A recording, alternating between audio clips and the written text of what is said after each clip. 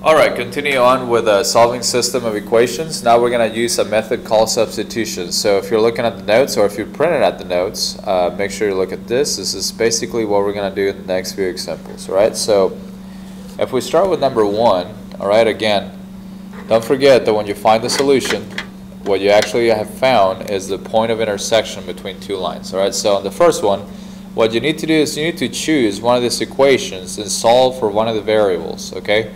And once you solve for one of the variables, you're going to plug it in, you're going to substitute it in into the second equation. So, for example, I always want to do what's easiest, right? So if I'm looking at this equation, I already see y here. So I know that all I have to do is subtract 3x from both sides. So this one seems to be easy for me to solve for y. So I'm going to use this one instead of that one. Okay, so I'm going to solve for y here.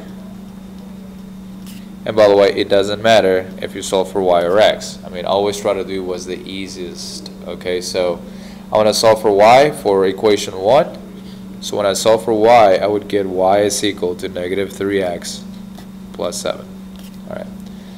So now that I have that, what I'm going to do is I'm going to substitute this y. Remember that y is equal to this, right? I'm going to substitute it for this.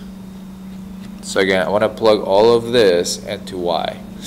So this is going to be 4x plus 2. And instead of writing y, I'm going to write a parentheses.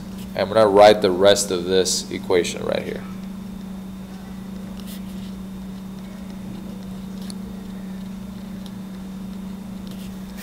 Alright, after that we're going to go ahead and distribute this number and then add like terms.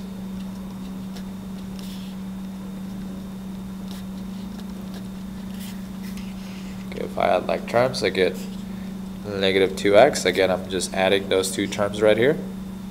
Plus 14 is equal to 16. And then now I'm just going to solve for x. So I'm going to subtract 14 from both sides. I get negative 2x is equal to 2. And then finally I'm going to divide both sides by negative 2. And that's going to give me x is equal to negative 1. Okay, so one more time. What you're going to have to do is solve for one of the variables, so you're going to have to plug in into the second equation. Alright, so the mistakes that some people make are that they're going to try to plug in this y back into the one equation that I got this from. Alright, so don't do that. Again, solve for one of the variables and plug it into the second equation. Alright, so now that I have x is equal to 1, I'm not done yet. I need to figure out the y coordinate. Alright, I need to figure out the y coordinate. So now you can really choose, it doesn't matter which one you choose. You're going to plug in the negative 1 either into this x or that x, and that should actually give you the same y value no matter which equation you choose. Okay, now in this case I'm just going to choose the second one. Excuse me, that should be 4 times a negative 1. So again, I'm choosing the second equation here, and I'm going to plug in that negative 1 plus 2y is equal to 16. So that's going to be negative 4 plus 2y is equal to 16. I'm going to add this 4 to that side.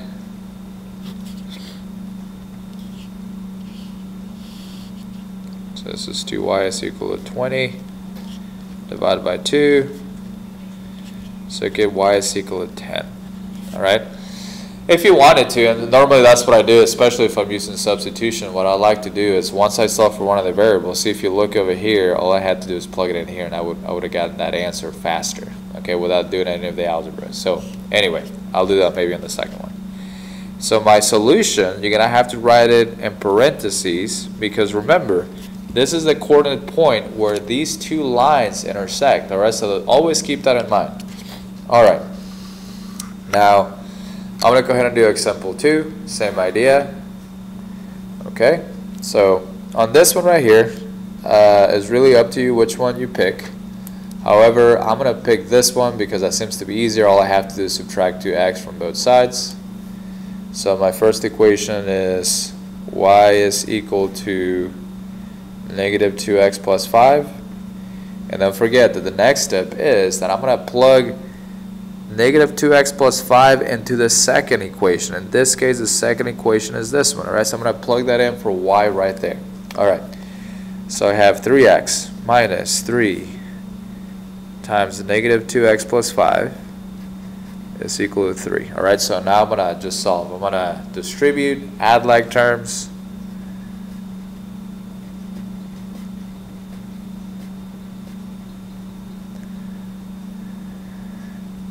So I have 9x minus 15 is equal to 3, and in this case I'm going to go ahead and assume that you know how to solve a linear function. So I'm going to add 15 to both sides. Again, remember, if I'm going too fast, you can always rewind. Right, so if I divide both sides by 9, I get x is equal to 2. Alright, so remember that after this, what I'm going to do is I'm going to plug in x into either one of these equations to get the y value. Okay, so again, you can plug in that x into either one to get the y value. So, but remember, like I told you before, since I already have this right here, what I'm going to do is I'm actually going to plug in a 2 here. So I have y is equal to negative 2 times 2 plus 5, and that should give me y is equal to negative 4 plus 5, so y is equal to 1. So if you plug it back into the one that you use for substitution, you don't have to do a whole lot of math. You just have to add all the like terms. So the solution for this one, which again, remember, this is the point of intersection between those two lines, is this, 2, 1. And again, you do have to write that in parentheses because it's a coordinate point. Okay. Now let me quickly move on to number 3.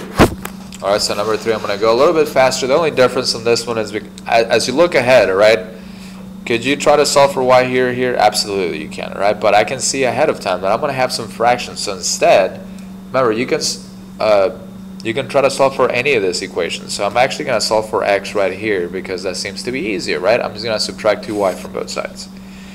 So x is equal to negative 2y plus 2. All right, now I'm going to plug this right here into that x. Alright, so this would be 2 times negative 2y plus 2 plus 3y is equal to negative 3. And then now I'm going to solve, or I'm going to go ahead and distribute, add like terms, and then solve for y.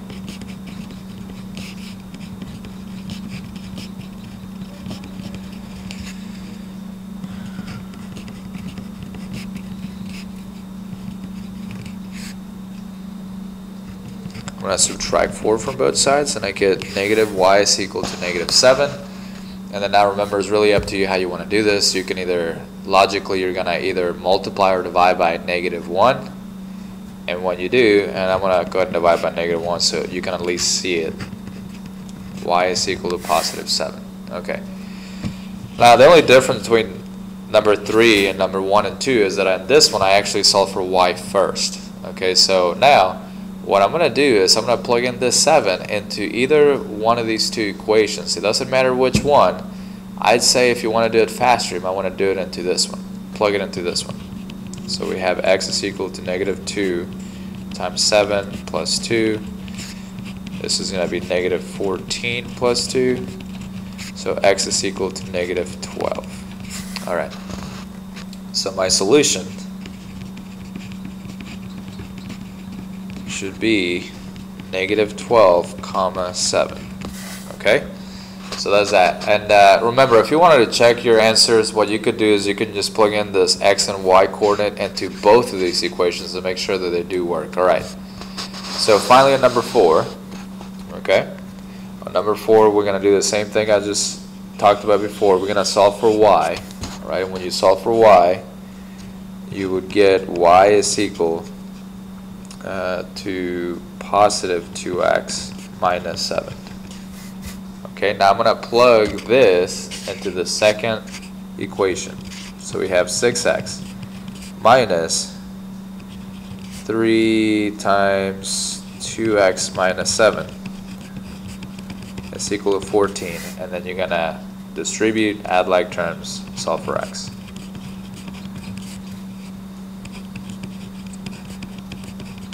Then right away you hopefully notice that 6x minus 6x is 0, so this is actually going to cancel out into 0, and then you have 21 is equal to 14. Now, that might be weird, and I'll explain why here in a second, but as you look at it, is 21 ever equal to 14? And the answer is no, right? It can never happen. So this one, without doing any more work, this is actually no solution, okay?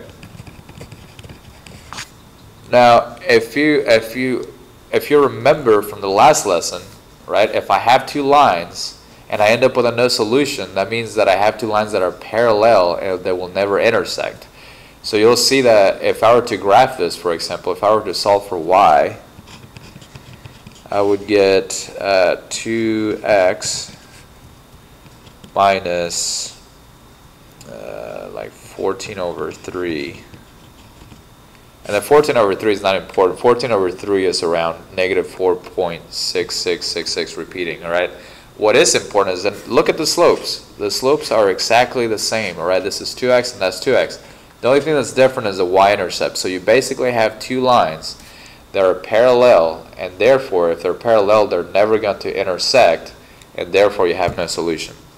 All right, even though we don't have an example of that, I will tell you that in case that you ever have this, so say that the x's cancel, you end up with something like 0 is equal to 0, or you end up with like 7 is equal to 7. Something where you end up with the same number on both sides of the equal sign. When that happens, that means you have infinite solutions.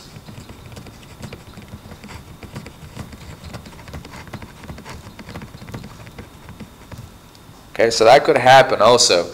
And that would also happen, remember, that happens if you're looking at the graph, that would happen when you basically have two lines, but the two lines happen to be the same line, okay? So hopefully this helped, and I will talk to you later.